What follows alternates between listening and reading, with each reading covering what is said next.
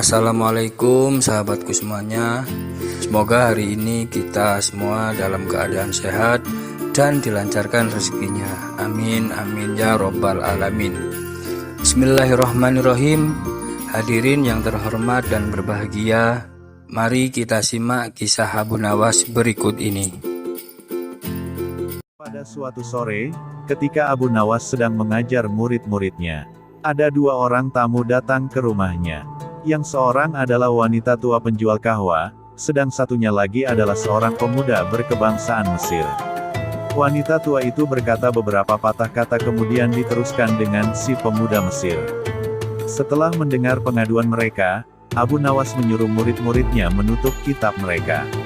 Sekarang pulanglah kalian, ajak teman-teman kalian datang kepadaku pada malam hari ini sambil membawa cangkul, penggali, kapak dan martil serta batu. Murid-murid Abu Nawas merasa heran, namun mereka begitu patuh kepada Abu Nawas. Dan mereka merasa yakin gurunya selalu berada membuat kejutan dan berada di pihak yang benar.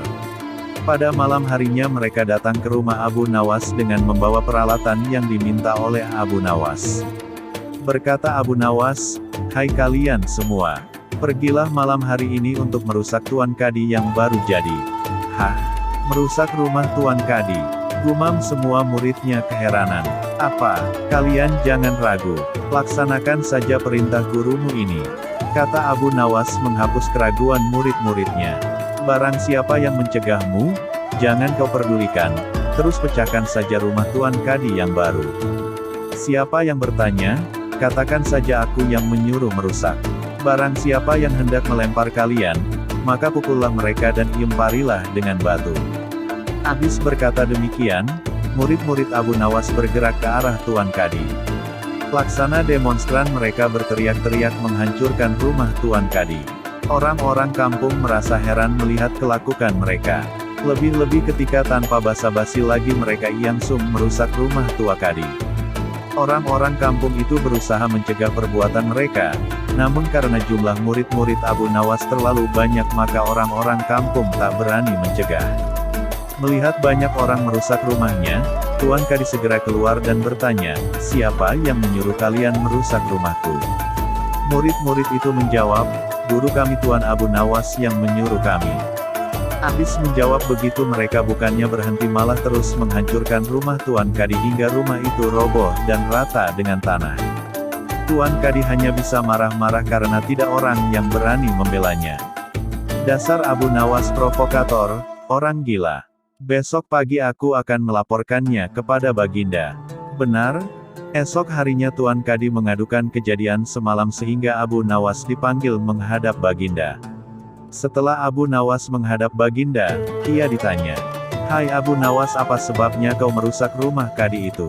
Abu Nawas menjawab, "Wahai Tuanku, sebabnya ialah pada suatu malam hamba bermimpi, bahwasanya Tuan Kadi menyuruh hamba merusak rumahnya. Sebab rumah itu tidak cocok baginya, ia menginginkan rumah yang lebih bagus lagi. Ya, karena mimpi itu maka hamba merusak rumah Tuan Kadi." Baginda berkata, "Hai Abu Nawas, bolehkah hanya karena mimpi sebuah perintah dilakukan? Hukum dari negeri mana yang kau pakai itu?" Dengan tenang Abu Nawas menjawab, "Hamba juga memakai hukum Tuan Kadi yang baru ini Tuanku." Mendengar perkataan Abu Nawas seketika wajah Tuan Kadi menjadi pucat. Lah, terdiam 1000 bahasa. "Hai Kadi, benarkah kau mempunyai hukum seperti itu?" tanya Baginda. Tapi Tuan Kadi tiada menjawab, wajahnya nampak pucat, tubuhnya gemetaran karena takut. "Abu Nawas, jangan membuatku pusing.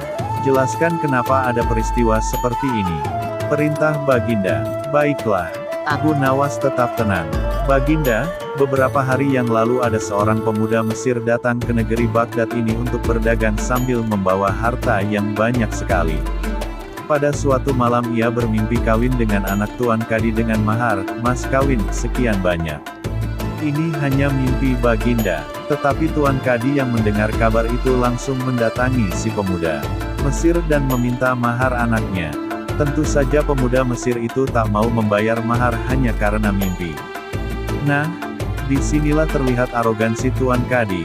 Ia ternyata merampas semua harta benda milik pemuda Mesir sehingga pemuda itu menjadi seorang pengemis gelandangan dan akhirnya ditolong oleh wanita tua penjual kahwa.